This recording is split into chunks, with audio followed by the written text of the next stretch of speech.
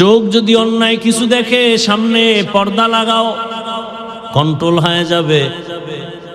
কানে যদি বাজে আওয়াজ শুনে তুলা দিয়ে আটকায় দাও, কন্ট্রোল হবে। কিন্তু জবান উল্টা পাল্টা চলে, কেমনে কন্ট্রোল করি?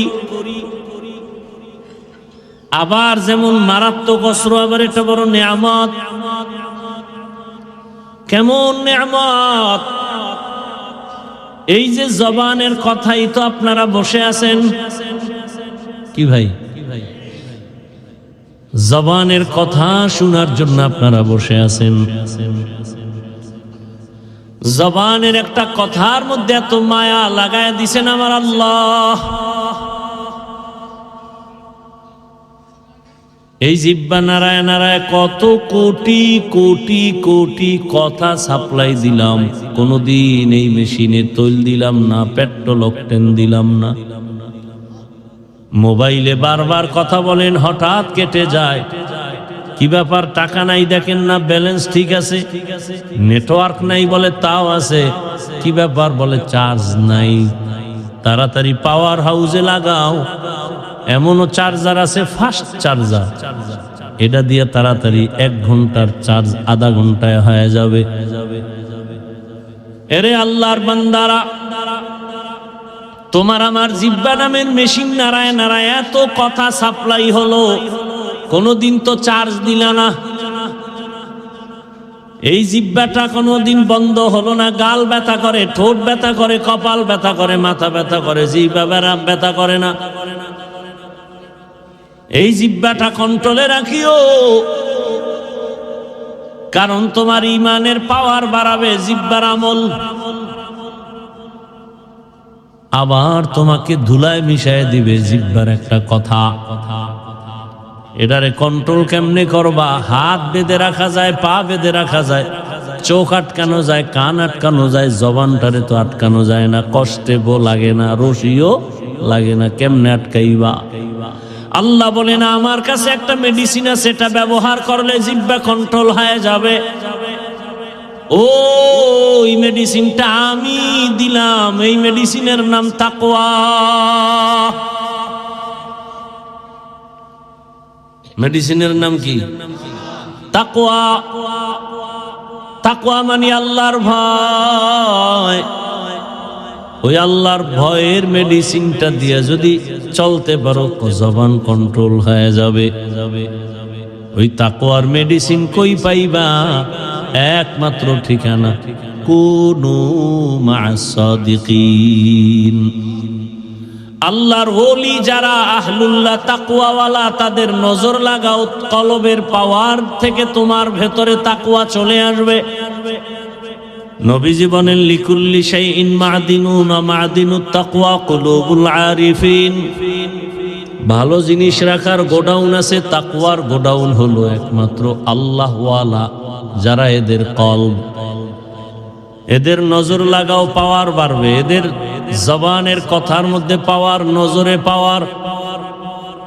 আল্লাহওয়ালা যারা, ব্যানারওয়ালা না, যারা গভীর রজনীতে আমার মালিকের সাথে সম্পর্ক করে, এদের নজর যদি লাগায় দেও, এখন তুমি বুঝবা কেমনে রাতে আল্লাহর সাথে কথা বলে। আরে বয়ান শুনলেই দেখবা মানুষ আমলওয়ালা হয়ে যায়। ওই আল্লাহওয়ালার বয়ান শুনলেই মানুষ দাড়িওয়ালা হয়ে যায়, নামাজি হয়ে যায়। এমন আল্লাহওয়ালা নাই?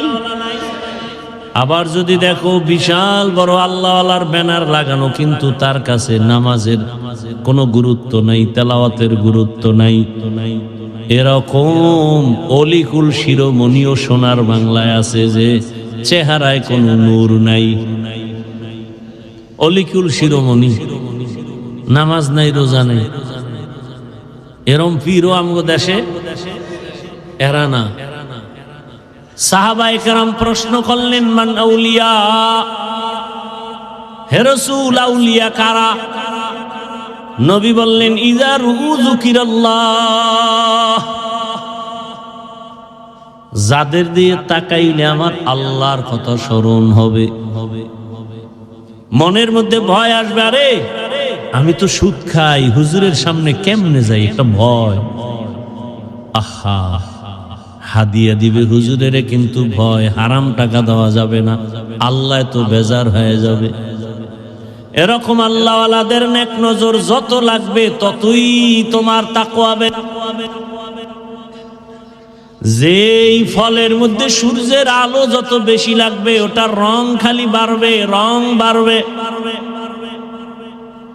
আল্লাহওয়ালার সোহবাত যত বাড়বে বান্দার কলবের পাওয়ার তত বেড়ে যাবে। এখন আপনার কাছে নামাজ পড়তে ভালো লাগে না, আপনিও মুসলমান আমিও মুসলমান, আপনার আল্লাহ আমার আল্লাহ কি দুই না এক? আপনাদের নবী আমার নবী এক, আপনাদের কোরআন আমার কোরআন, আপনাদের কালেমা আমার কালেমা এক, আপনাদের কাবা আমার কাবা এক, আপনার আমার দুনিয়াতে আসার সিস্টেম এক, বিদায়বেলা কাফনের সংখ্যাও এক। আমার সম্মানে একটা কাফন বাড়বে না, গরিব মরে গেছে রিকশাওয়ালা একটা কাফন কমানো হবে না। আমারও 3 কাফন, আপনাদেরও 3 কাফন, মা বোনদের 5 কাফন, শুধু কালার হবে আলাদা। আপনাদের কাফনের কালার একরকম, আমগো হুজুরদের কালার বুঝি আর এক রকম। কে আলেম, কে মূর্খ, কে ইমাম, কে মুক্তাদি, কে ডাক্তার, কে রোগী, সবার কাফন হবে এক সিস্টেম। কাফনের উপরে লেখা থাকবে বড় হুজুরের লাশ, এমপি সাহেবের লাশ। তাহলে কাফনে ঢোকার পরেই তোমার বাহাদুরি শেষ, কবরের যাওয়া তো আরো বাকি। কোটি টাকার মালিক দেখো, অভাব হয় না দূর, গরিব ঘুমায় আরাম করে মনটা বাহাদুর। ফেরাউনের লাশটা দেখো মিশর জাদু ঘরে, খায় না মাটি পোকা মাছি সবাই ঘৃণা করে। হৃদয়ে থাকিবে যার নম্রতা সদা, রহমত আসিবে সেথা প্রভুর আদা। বড়র বড়াই থাকলে দিলে রহমত আসবে না, নিজেকে নিজে ছোট মনে করিও সদা। উঁচু জমিন থেকে পানি নিচু জমিনে যায়, তেমনি খোদার রহমত আসে নম্রতার হৃদয়। ভোগবিলাসের বাড়ি গাড়ি পরে রবে সব, থাকতে সময় স্মরণ করো আল্লাহ আমার রব। ইন্নাল্লাযীনা ক্বালু রাব্বুনাল্লাহু সুম্মা ইসতাকামু ফালা খাউফুন আলাইহিম ওয়ালা হুম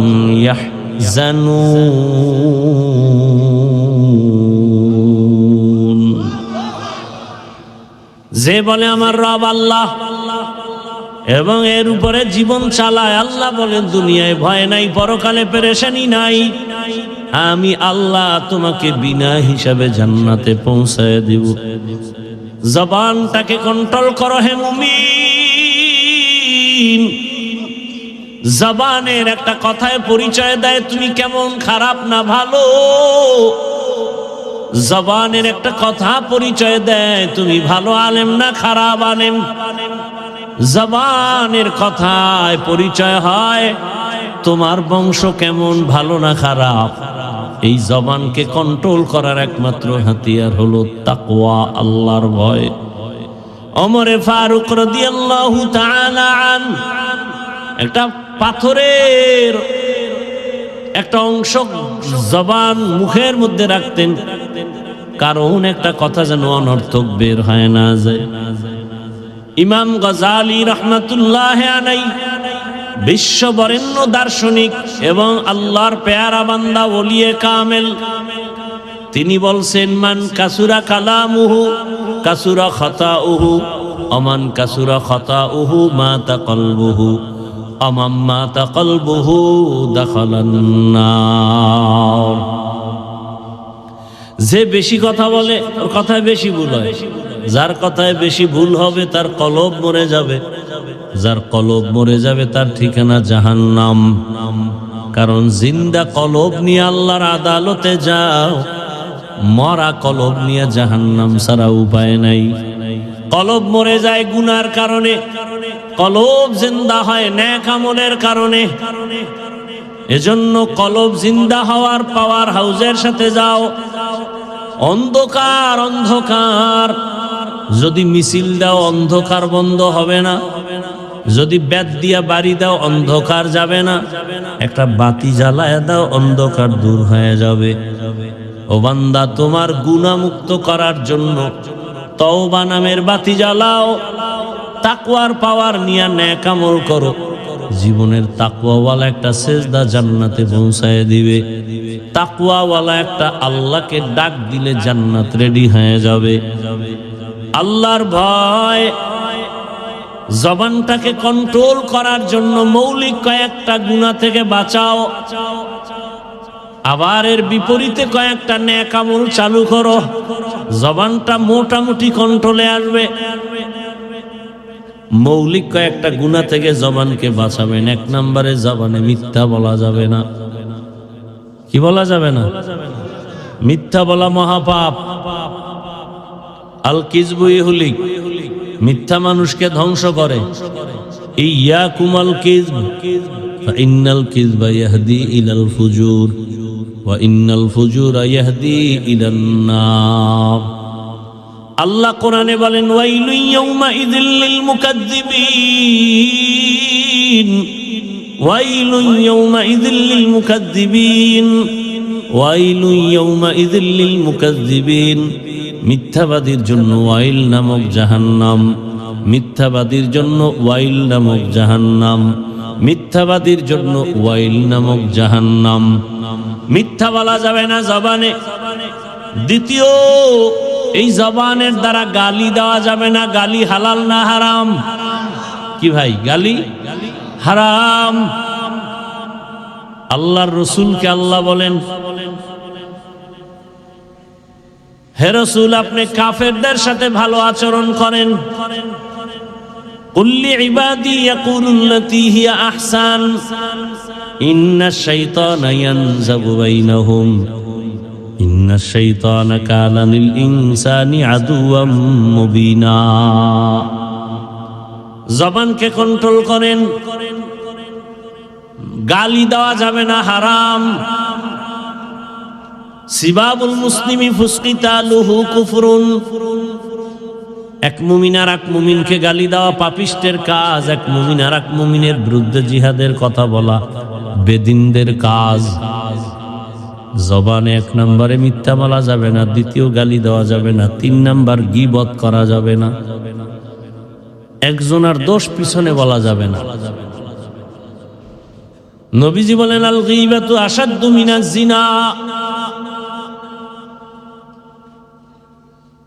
আল্লাহ কোরআনে নিষেধ করেছেন, বান্দা তুমি তোমার ভাইয়ের গীবত করে মরা গরুর গোশত খাইয়া এই গুনাহ কামাই করিও না।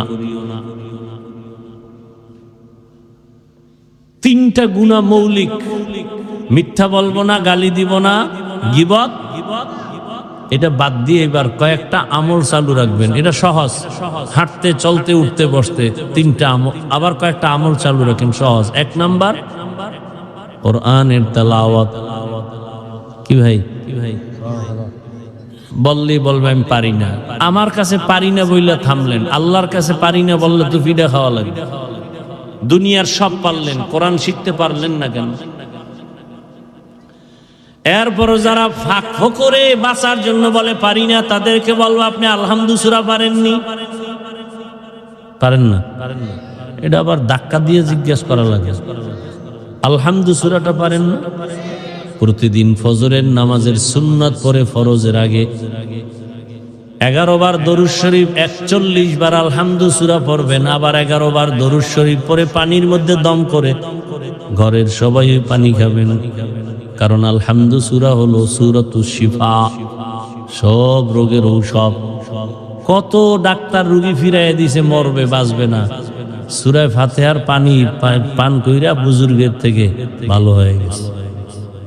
নাই নাই।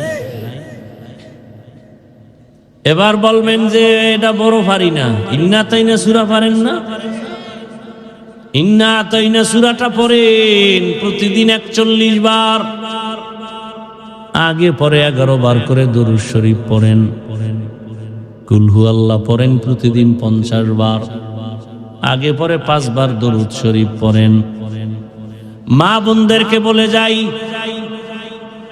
কোরআন তেলাওয়াত করবেন, রোগ আসবে না, রোগ ঘরে কোনো মুসিবত আসবে না, কামাই রুজিতে বরকত বেড়ে যাবে। অন্তত 5 ওয়াক্ত নামাজের পরে 5টা সূরার আমল করবেন। ফজরের নামাজের পরে সূরা ইয়াসিন, যোহরের নামাজের পরে সূরা ফাতাহ, আসরের পরে সূরা নাবা, মাগরিবের নামাজের পরে সূরাতুল ওয়াকিয়া, এশার নামাজের পরে সূরাতুল মুলক। এই 5টা সূরা পড়বেন, ফজিলত অনেক বেশি। কোরআন খুইলা তাকায় দেখেন, বলার সময় নাই। তাহলে 1 নম্বরে 3 গুণা তো ছাড়বো, মিথ্যা বলবো না, গালি দিব না, গীবত করব না। বিপরীতে আমল করব কি কি কোরআনের। ভাই বসে আছেন, আলহামদুলিল্লাহ সূরা পড়েন, এমনি এমনি পড়বেন, বসে বসে মুখস্থ পড়বেন। ইন্না তাইনা সূরা, আল আসরে সূরা পড়বেন। 2 নম্বরে দরুদ শরীফের আমল করবেন। কিসের আমল? ওলামায়ে কেরাম লিখছেন কমপক্ষে 300 বার দরুদের আমল করবেন। সাল্লাল্লাহু আলাইহি ওয়াসাল্লাম, সাল্লাল্লাহু আলাইহি ওয়াসাল্লাম পড়তেই থাকবেন। সওয়াব আর সওয়াব, নগদ লাভ দেখবেন। দুনিয়াতেই লাভ, আখিরাতে তো আছেই। এরপরে আল্লাহর নামের জিকির করবেন। জিকির না জিকির পারেন না? হাঁটতে চলতে সব সময় কার জিকির? কোন পিসাবের? আল্লাহ। কোন পীরের জিকির? আল্লাহ। নাকি এটা কোন পীরের? হাঁটতে চলতে লা ইলাহা ইল্লাল্লাহ, লা ইলাহা ইল্লাল্লাহ, লা ইলাহা ইল্লাল্লাহ, লা ইলাহা ইল্লাল্লাহ। কি খারাপ লাগে? মুসা নবী বলেন, আল্লাহ আমার এমন একটা জিকির দাও যা কেউ জানে না, নতুন। আল্লাহ কায় পড়ো লা ইলাহা, পুরান। আল্লাহ বলে, মুসা জানো না, আসমান জমিনের সব যদি এক পাল্লায় রাখে আর লা ইলাহা ইল্লাল্লাহ আর এক পাল্লায় রাখা হয়, ওই পাল্লা ভারী হয়ে যাবে। জিকির করতে কষ্ট, কষ্ট লাগবেই। হিন্দুরে যদি বুঝাইতাম না, পাগল হয়ে যেত জিকির করতে। মুসলমানের বুঝাই পারলাম না। এটা বিড়ি টানবে আর ফাঁকে ফাঁকে লা ইলাহা ইল্লাল্লাহ 100 বার হইলে আর একবার বিড়ি। প্রত্যেক 100 বারের পরে একটা বিড়ি টানবে। বাঙালি না, দুনিয়াতে আকাম করব, কাম না থাকলে আকাম করবো, আর কি করবো? দুনিয়াতে ফাও কোনো আকাম থাকলে বিড়ি টানা হইলো ফাও আকাম। দুনিয়াতে এইরকম ফাও আকাম আমার জানা মতে নেই। মদ পান করাও তো একটা আকাম, কিন্তু এটা লাভ আছে। মদ পান করলে কি আছে ভাই? লাভ। কি ঘুমাইতেছেন? মদ পান করলে কি আছে? লাভ আছে, সাময়িক লাভ। কোরআনে আল্লাহ কয় হালকা লাভ আছে। দেখেন না, মদ পান করলেই শরীর একটু শক্তি বাড়ে না?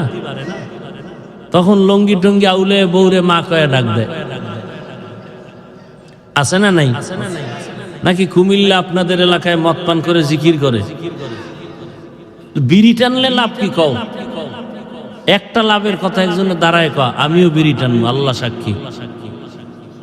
চেহারা সুন্দর হয়, ঠোঁট লাল হয়, যৌবন বাড়ে। একটা লাভ আছে, পায়খানা ক্লিয়ার হয়। মনে হয় বাথরুমে গিয়ে এত বিড়ির পাশা কেন হইয়া যায়? বেহায়া, বেলাজা, বেশরম, কুয়াশার ভিতরে কিচ্ছু দেখা যায় না।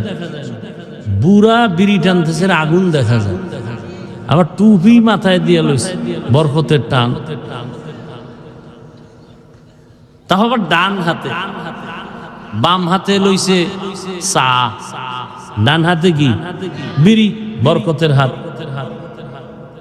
দেখেন না, অনেক সময় খানা খাইতে গেলে ভাত ডান হাত দিয়ে লোকমা দেয় আর বাম হাত দিয়ে লবণ লয়। কি যে ভদ্র! মানে বাম হাতটা বাথরুমে ব্যবহার হয় তো, এটা আলাদা ফ্লেভার আছে, এজন্য লবণ লয় বাম হাত দিয়ে। লজ্জা শরম না থাকলে কি করা? যা মনে চায় তাই করতে পারে যদি লজ্জা না থাকে। আল্লাহ হেদায়েত দান করে।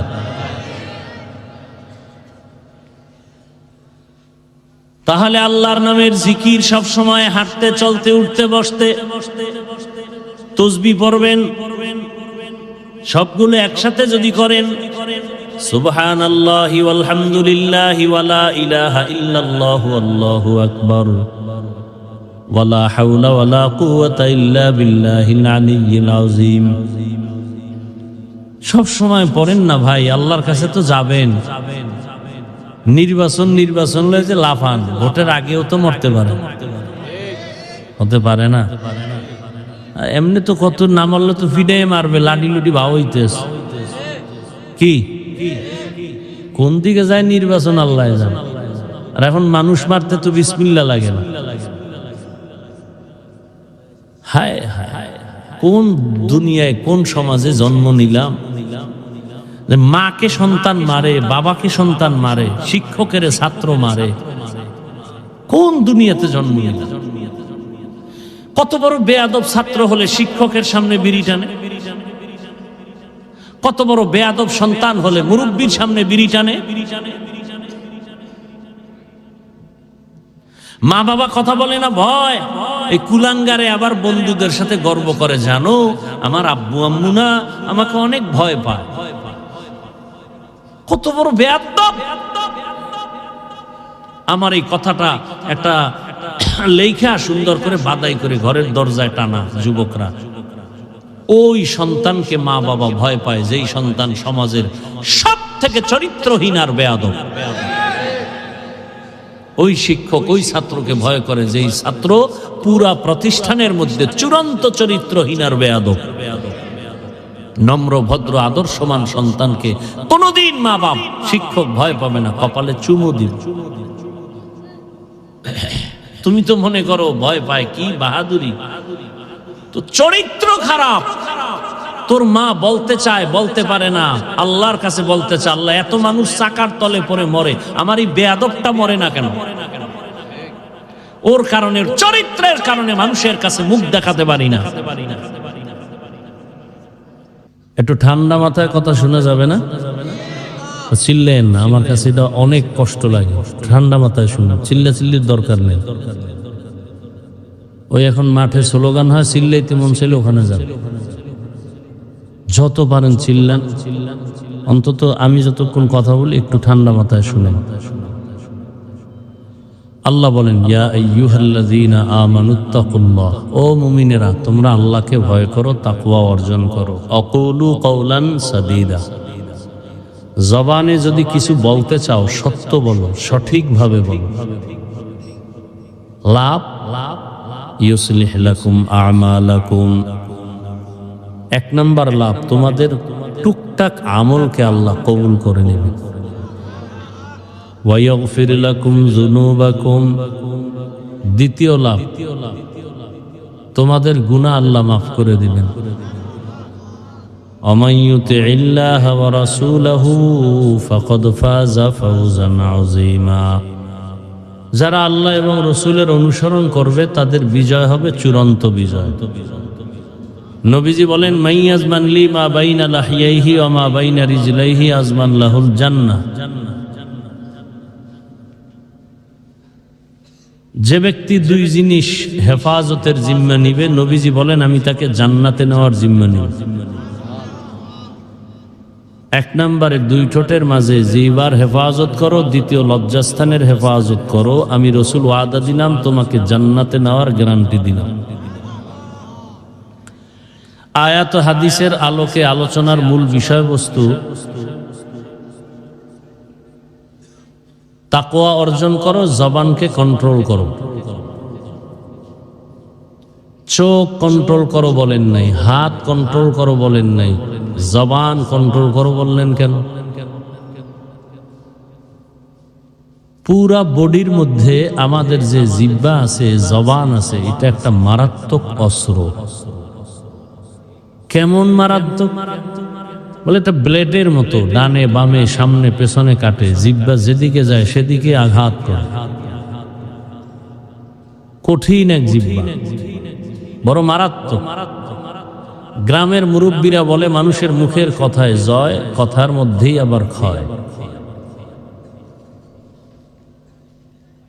কেমন মারাত্মক দেখেন তো। ডানে বাড়ি দিলে কেটে যায়, বামে দিলে কাটে। যেমন জিহ্বা নাড়ায়া, এই জিহ্বার কথার মাধ্যমে মানুষ মুহূর্তের মধ্যে বন্ধু হয়, আবার বন্ধু কি হয়ে যায়, দুশ্মন হয়ে যায়। একই জিহ্বার কাম। অপরিচিত একটা মেয়েকে সাক্ষীর সামনে বলল আমি তোমাকে কবুল করলাম, অপরিচিত মেয়ে তার জীবনের সঙ্গিনী হয়ে গেল, স্ত্রী হয়ে গেল। জিহ্বার পাওয়ার কত। আবার জীবন সঙ্গিনীকে বলল তালাক দিলাম, কি হয়ে গেল, শেষ। জিহ্বার পাওয়ার কেমন। বিচারক আদালতে বসে ফাঁসির আসামিকে বলল তোমাকে মুক্ত করে দিলাম, ফুলের মালা নিয়ে বাড়ি। বিচারক ওই জিহ্বা দিয়ে যদি বলে অপরাধীর হ্যান্ডকাপ লাগাও, সাথে সাথে ফাঁসির আসামি। জিহ্বার কথায় পরিচয় হয় কে মানুষ কে অমানুষ। কুকুরেরও জিহ্বা আছে না নেই, গরুর সব আছে, কিন্তু ওদের থেকে আমাদের পার্থক্য করে দিল আমার জবানের কথার মাধ্যমে। জিহ্বার কথার দ্বারা প্রমাণ হবে আমি মানুষ না অমানুষ। জবানের কথায় প্রমাণ করে দিবে আমি আলেম না মূর্খ। জবানের কথায় প্রমাণ করবে আমি কি ভালো আলেম না খারাপ আলেম। জবানের কথায় প্রমাণ করবে আমার বংশ ভালো না খারাপ। জবানের আওয়াজ প্রমাণ করবে আমি আদবালা না বেয়াদব। একই জবানের কথায় হিন্দু ছেলে এই জিহ্বা নাড়ায় বলল লা ইলাহা ইল্লাল্লাহ মুহাম্মাদুর রাসূলুল্লাহ, মুমিন হয়ে গেল। আবার এই একই জবান দিয়ে বলে যে আমি আল্লাহরে মানি, কোরআন মানি না, বেঈমান হয়ে গেল। ইসলামী রাজনীতি মানি না, করে না এক জিনিস, মানি না, এটা বেঈমান হওয়ার কথা। আমি দাড়ি রাখি না এক কথা, দাড়ি পছন্দ করি না, বেঈমান হওয়ার কথা। আমি নামাজ পড়ি না ভিন্ন কথা, আমি নামাজ পছন্দ করি না, বেঈমান হওয়ার কথা। এরকম সমাজে আছে না? একজন দাড়ি নাই, ভাই রাখেন না কেন? কয় হুজুর দোয়া করেন, চেষ্টা করবো। আর একজনে কয় না রাখলে অসুবিধা কি, বেঈমান। দাড়ি যারা কাটে ছাটে দোনো দলের গুনাহ সমান। কেমন গুনাহ? 24 ঘন্টার সেকেন্ডে সেকেন্ডে সেকেন্ডে অল টাইম কবিরা গুনাহ, কবিরা গুনাহ, কবিরা গুনাহ। যতক্ষণ তওবা না করবে কোনো দোয়া কবুল হবে না, মোনাজাত কবুল হবে না। আওলাদে রসুল মদনী রহমতুল্লাহ আলাই বাংলাদেশে আসতেন, সিলেট চট্টগ্রামে সময় দিতেন, মানুষ দেখতে যাইতো রসুলের আওলাদ একটু দেখে আসে। তো হাত মিলাইতে গেলে দুই শ্রেণীর মানুষের সাথে আওলাদে রসুল মদনী রহমতুল্লাহ আলাই হাত মিলাইতেন না। কয় শ্রেণীর? হযরতের জবানের কথা। একদল দাড়িবিহীন বলতো তুমি রসুলের কলিজায় আঘাত করো, তোমার সাথে আবার মুসাফাহা কেন? দুশ্মনে রসুল, এর সাথে কোনো সাক্ষাৎ নাই। রসুলের সামনে এরা লজ্জায় দাঁড়াতে পারবে না। নির্লজ্জের মতো দাঁড়ালো, রসুল লজ্জায় এদের চেহারা দেখবেন না। আর একদল সাহাবায়ে কেরামকে যারা মানে না, এরাও রসুলের দুশ্মন। আল্লাহ হেদায়াত দান করুন। ইসলাম নাই, আছে হাওয়ায়। ভাই টুপি পরেন না কেন? কয় টুপির মধ্যেই কি ইসলাম? তা টুপি বা। দাড়ি রাখেন না কেন? কয় দাড়ির মধ্যেই কি ইসলাম? তার মানে দাড়ি বা। পর্দা করেন না কেন? বলে পর্দার মধ্যেই কি ইসলাম? পর্দা বা তো ইসলাম কই? হাওয়ায়, হাওয়ায় ইসলাম, হাওয়ায়। এইভাবে আর কতদিন? বেঈমানের বেতের বাড়ি তো কম খাইলাম না, সামনে পরিস্থিতি আরো ভয়ঙ্কর।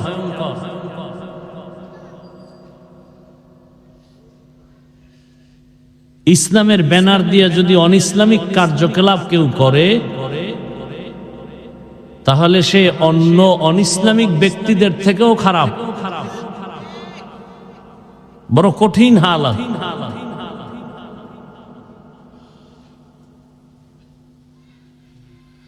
হায় হায়, আমরা আপনাদের এই সমস্ত কথা যদি কোরআন সুন্নাহর আলোকে না বলি তো কে বলবে? বলার মানুষ নাই, সব কবরে যাচ্ছে।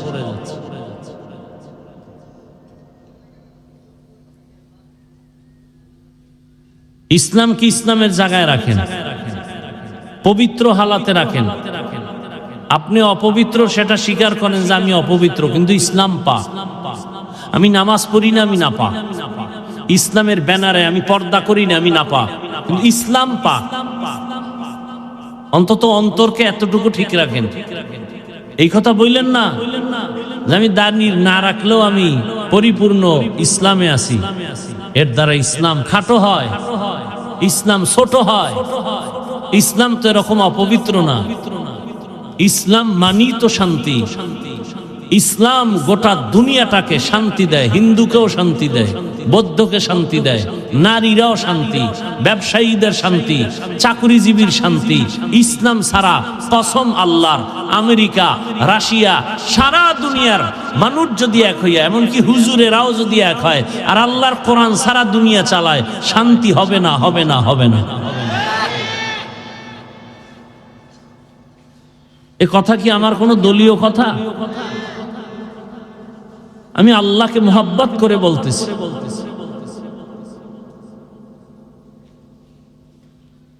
আপনি মানেন আর না মানেন, লিখে রাখেন, ইসলাম যতদিন পর্যন্ত জমিন আসবে না ততদিন শান্তি হবে না। আল্লাহর জাতের কসম, এ কথা সন্দেহ করবেন না, গুনাহ হবে। ইসলাম ছাড়া শান্তির চিন্তা করলেও গুনাহ হবে। শান্তির ঠিকানা ইসলাম। ইসলাম ছাড়া কেউ শান্তি দিতে পারে নাই, কিয়ামত পর্যন্ত পারবে না। এটাই সত্য, এটাই বাস্তব। আমরা আলোচনা করি না, বুঝি না। দেখেন না, আলোচনা শুরু করলেই বাধা দিবে। হুজুর আপনি কোরআন হাদিসের বয়ান করেন। আরে বেয়াদব, কোরআন হাদিসের কি বুঝো? কোরআন হাদিসের বয়ান করি বিধাই তো সুদের ব্যাপারে কথা বলি, ঘুষের ব্যাপারে কথা বলি। কারণ কোরআন হাদিস তো সুদখোরের পক্ষে না, বেনামাজির পক্ষে না, দুর্নীতির পক্ষে না, চান্দাবাজার ধান্দাবাজের পক্ষে না, জালেমের পক্ষে তো ইসলাম না। কোরআন হাদিসের বয়ান করলেই তো চান্দাবাজের বিরুদ্ধে বলতে হবে, ধান্দাবাজের বিরুদ্ধে বলতে হবে, দুর্নীতিবাজের বিরুদ্ধে বলতে হবে। কোরআন হাদিসের বয়ান করলেই তো সুদখোরের বিরুদ্ধে বলতে হবে। কি ভাই, পৃথিবীতে মসজিদ থেকে দামি কোনো জায়গা আছে কিনা বলেন তো? সেই জায়গা কেমন দামি, বিড়িখোর আসলে বিড়ি ফালায় দেয়। কি সেই জায়গায় সুদখোর কিভাবে দায়িত্ব পায়? যেই সুদখোরের আমল নামায় অল টাইম তার আপন মায়ের সাথে জেনা জেনা জেনা জেনা। কত লজ্জার কথা! কেমনে পাইছে? আপনারা মাথায় উঠাইছেন কেন? ওই যে ভোটের আগে বিক্রি হয়ে গেছে, পচা পায়খানা খাইছেন। বাজারে একটা মুরগি কিনলে কত দাম যাবে? 1000, বেশির থেকে বেশি। ভালো মানের একটা ছাগল কিনলে কত দাম?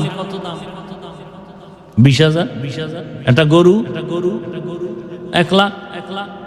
আর আমার সোনার বাংলার আশরাফুল মখলুক মানুষ ভোটের আগের রাত্রে বিক্রি হবে বাজার দরে 500 টাকায়। তার মানে ছাগলের সমানও দাম না। এটা ছাগল থেকেও খারাপ, এটা গরুর থেকে খারাপ, এটা শুকর থেকে খারাপ, কুত্তা থেকে খারাপ।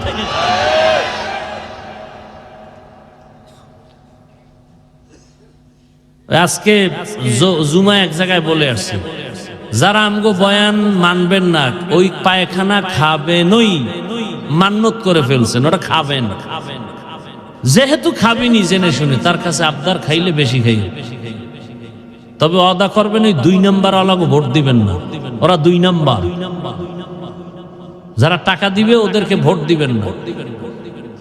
ভোট আমানত, অন্তত চরিত্রটা দেখে ভোট দিবেন, যার চরিত্র ভালো। কারণ জীবনের এক অমূল্য সম্পদ হলো চরিত্র, সুন্দর চরিত্র। আজ গোটা দুনিয়ার মানুষ ডাক্তার জাকির নায়েককে চিনে কেন? টাকার গরমে, ক্ষমতার গরমে? সুন্দর চরিত্র। ভাই, তুমি ডাক্তার হও, ইঞ্জিনিয়ার হও, প্রফেসর হও, ওসি ডিসি এসপি হও, ব্যবসায়ী চাকরিজীবী হও, বেয়াদব হইও না। চরিত্র সুন্দর, 3 জায়গার দোয়া নিয়ে আগাও, জীবন সফল হয়ে যাবে। ডাক্তার হলো মা বাবার দোয়া, শিক্ষকের দোয়া, উলামায়ে কেরামের দোয়া। তো জবান এমন একটা পাওয়ারি অস্ত্র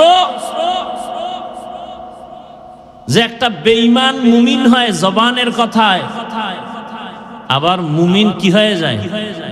বেঈমান হয় জবানের কথায়।